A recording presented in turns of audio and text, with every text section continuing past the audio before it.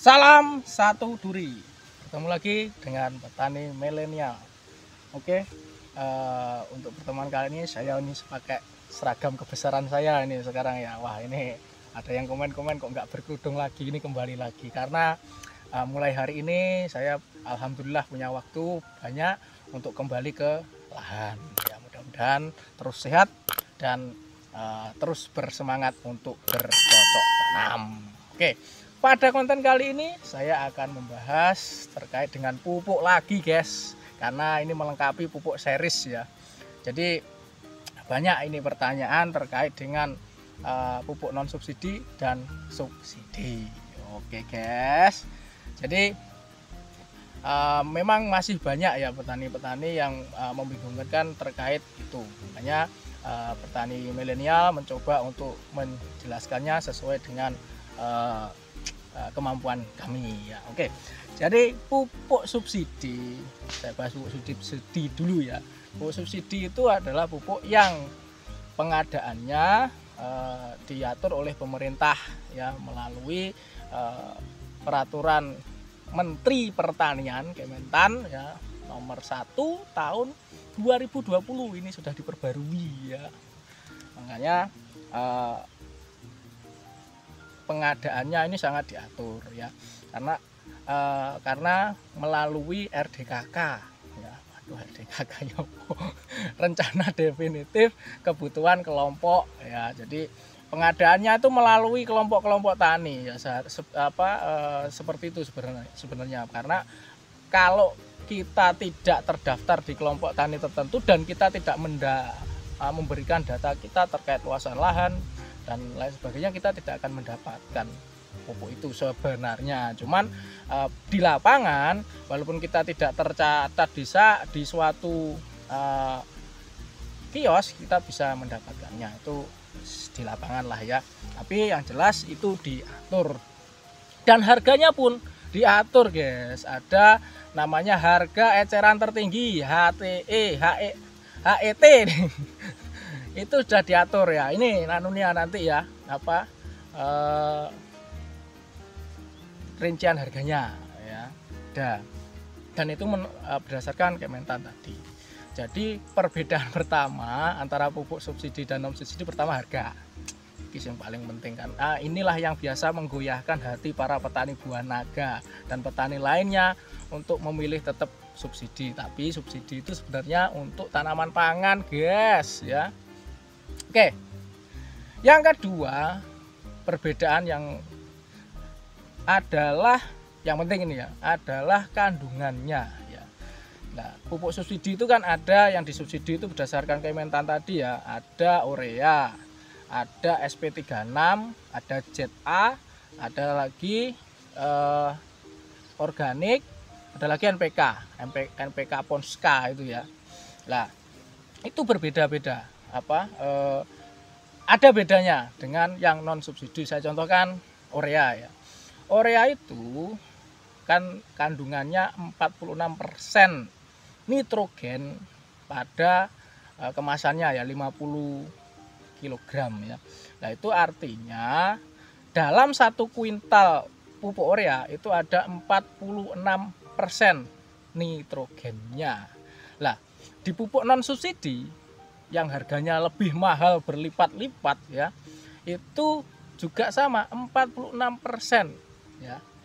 Lah, bedanya apa? Bedanya kalau yang subsidi dari 46% tadi, 80%-nya itu adalah nitrogen dalam bentuk amonium NH4 ya. Lah, yang sisanya 20% adalah berbentuk nitrat ya.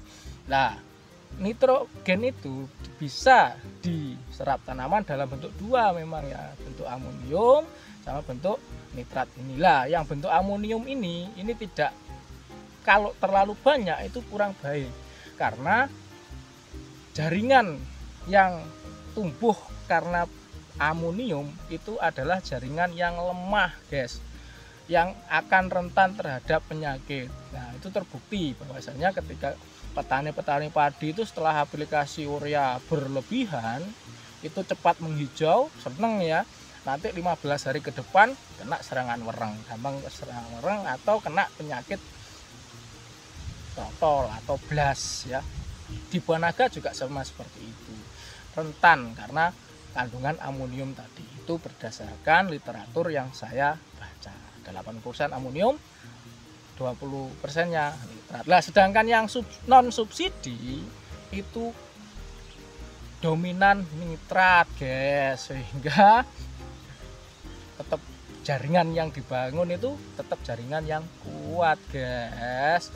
Itu selain warna loh ya, ada ya saya beberapa itu warnanya itu kalau yang subsidi itu merah ke merah muda, pink, terus kalau yang non itu putih. Itu berdasarkan warna saja. Nah, untuk Ponska ya, Ponska subsidi bedanya dengan non NPK ya, yang di sini ya. NPK yang non subsidi apa?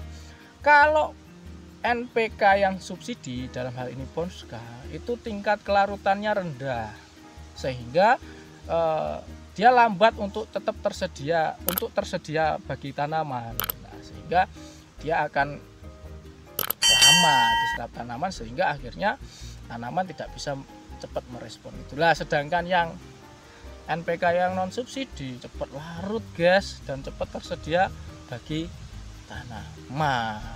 Makanya kalau yang Ponska yang warna merah itu, kalau petani buah naga agak sombong nih biasanya, ini biasanya menyebutnya pupuk boto ya, karena warnanya merah, karena dia juga lama tidak larut. Itu makanya dia, bagi saya kalau urea oke lah ya, kalau kalian teman-teman bisa mendapatkannya, bisa memilih yang subsidi nggak masalah ya, tapi resikonya itu tadi. Terus kemudian kalau yang NPK lebih baik cari yang non subsidi saja, karena akan kerugian besar, walaupun nilai uangnya kita beli itu berbeda jauh, tapi nanti efeknya ke tanaman itu juga akan berbeda jauh, karena buah naga ini butuh akselerasi dalam penyerapan unsur hara dalam dia membangun